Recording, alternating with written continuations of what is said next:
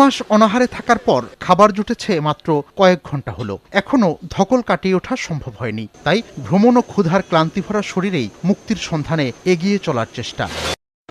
এই যে মানুষগুলো অসহায়, নর নারী, শিশু, কতদিন এরা খায়নি। আমরা এসছি ওদের জন্য কিছু করতে।